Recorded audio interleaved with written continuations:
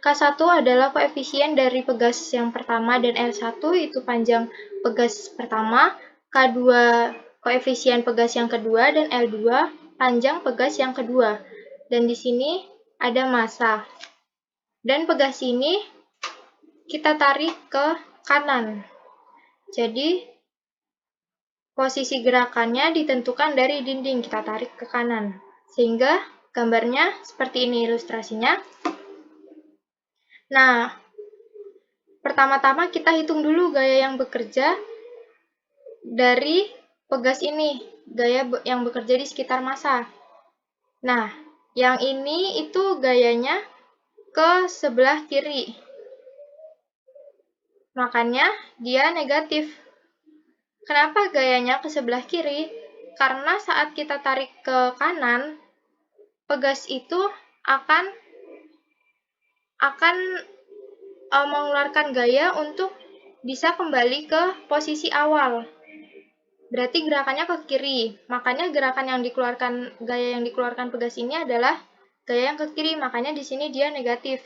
Nah, F1 itu negatif K1 dikali X min L1. Di mana X min L1 itu X kurangi L1. Sehingga di sini dia panjang pertambahan pegasnya. Terus yang F2 ini di sini negatif K2 kali X min L2. X min L2. Nah, di sini dia terjadi pertambahan pegas yang kedua, pegas 2. Selanjutnya, untuk dapat mencari tahu gaya yang bekerja di antara massa ini, kita jumlahkan gayanya. Ada dua gaya, F1 dan F1 ditambah F2. Jadinya minus K1 kali ini ditambah negatif K2 kali X min L2. Nah, lalu kita menggunakan operasi sifat distributif. Distributif, ini ke sini, ini ke sini, begitu juga dengan ini dan ini. Sehingga kita mendapatkan bentuk yang ini. Lalu, kita menyatukan yang ada unsur X-nya itu, atau bahasa matematikanya menggunakan sifat distributif. Kebalikannya yang tadi. Sifat distributif dari ini dan ini, lalu sisanya ini dan ini. Menjadi ini. Nah, seperti yang kita ketahui bahwa rumus gaya itu F sama dengan M dikali A. Di mana A-nya itu adalah percepatan, dan percepatan itu merupakan turunan kedua dari X terhadap waktu. Jadi di sini M kali A, M kali D kuadrat X per DT kuadrat sama dengan F-nya ini, kita substitusikan yang ini. Nah, sehingga menjadi persamaan ini negatif dalam kurung K1 tambah K2X ditambah K1L tambah K2L. Ini menjadi persamaan yang pertama. Nah, persamaan model ini adalah persamaan jika posisi massa ditentukan dari dinding. Dan persamaan satu yang terbentuk ini merupakan persamaan diferensial biasa orde 2 tidak homogen. Kenapa tidak homogen? Karena di ruas kanannya ini tidak nol, makanya dia tidak homogen.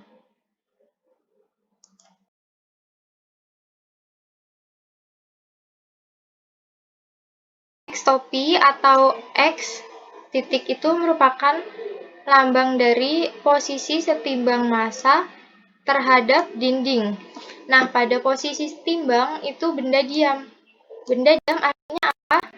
Tidak ada percepatan atau kecepatan yang bekerja. Sehingga di sini sama dengan 0. Nah, dari persamaan 1, persamaan yang ini tadi ya, itu,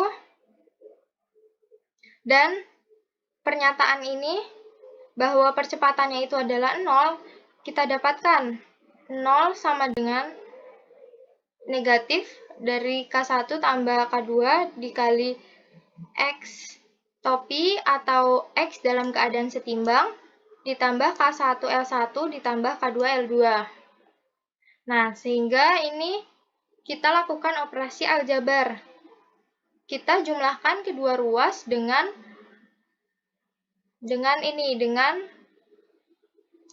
K1 tambah K2 dikali X topi. Kita jumlahkan ke kedua ruasnya, sehingga didapatkan bentuk seperti ini. Lalu tujuan kita ini adalah mendapatkan X topi atau X titik ini. Sehingga kita membagi kedua ruas dengan K1 ditambah K2. Sehingga bentuknya menjadi seperti ini. Nah,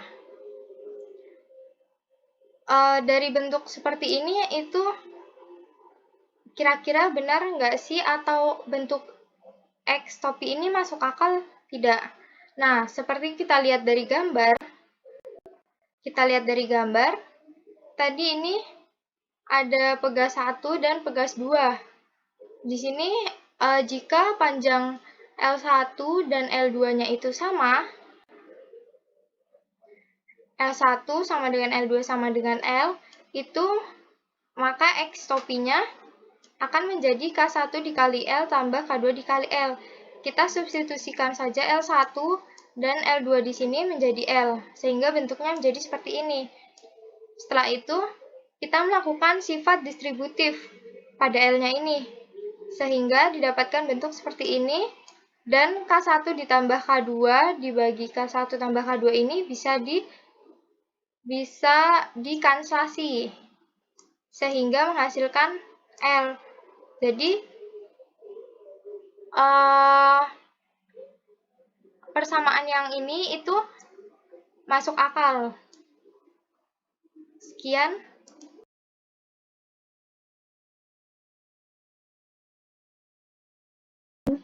Model dari persamaan model di atas.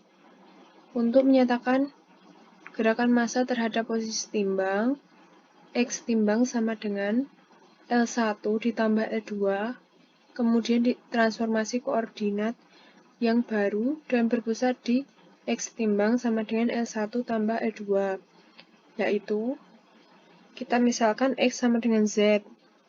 Z sama dengan X dikurangi X timbang sama dengan X dikurangi K1 L1 ditambah K2 L2 sama dengan K1 ditambah K2 dikalikan dengan X dikurangi K1 L1 ditambah K2 L2 dibagi K1 tambah K2.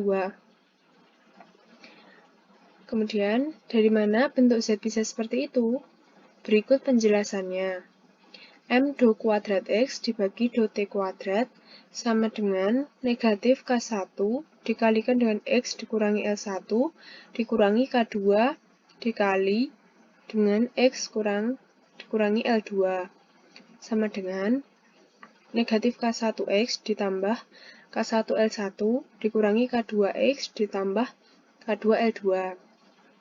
Kemudian didapatkan persamaan 1, yaitu M do kuadrat X dibagi do T kuadrat sama dengan dikurangi negatif K1 ditambah K2X ditambah K1 L1 ditambah K2 L2.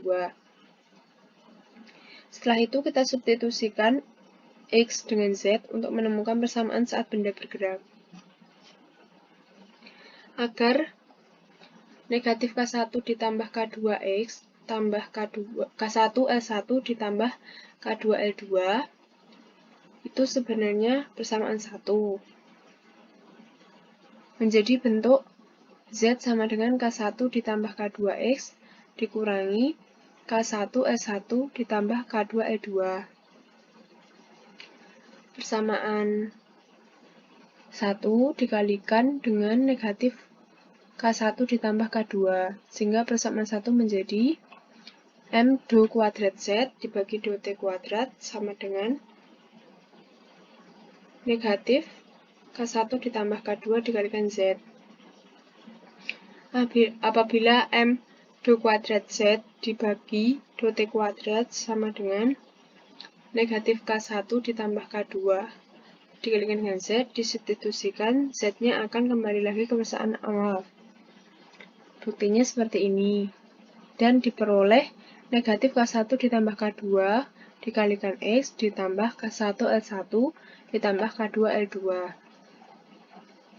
Kemudian, persamaan model gerakan massa terhadap posisi timbang dapat dituliskan menjadi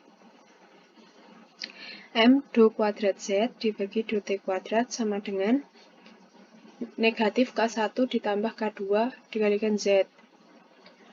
M do kuadrat Z dibagi do T kuadrat ditambah K1 tambah K2 dikalikan dengan Z sama dengan 0. Bentuk ini merupakan PD orde 2 homogen. Dan diperoleh MP kuadrat ditambah K1 ditambah K2 sama dengan 0 dan menjadi persamaan A. Dari persamaan A dapat dicari bentuk umum omega dengan menggunakan rumus ABC diperoleh P1 P2 sama dengan negatif B plus minus akar B kuadrat dikurangi 4AC dibagi 2A. Diketahui nilai B-nya sama dengan 0, nilai A-nya sama dengan M, dan nilai C-nya sama dengan K1 ditambah K2. Kita substitusikan ke rumus ABC menjadi 0 plus minus akar 0 dikurangi 4M dikalikan dengan K1 ditambah K2 dibagi 2M. Kemudian kita pisahkan akarnya menjadi akar negatif 4 dikali akar M K1 ditambah K2 dibagi 2M. Akar negatif 4 sendiri yaitu 2I, dan kita kanselasi, dan diperoleh bentuk umum omega yaitu 0 plus minus akar K1 ditambah K2 bagi M. Kemudian diperoleh juga ZT sama dengan C1 sin omega T ditambah C2 cos omega T. Karena X sama dengan Z, maka persamaannya menjadi XT sama dengan C1 sin omega T ditambah C2 cos omega T.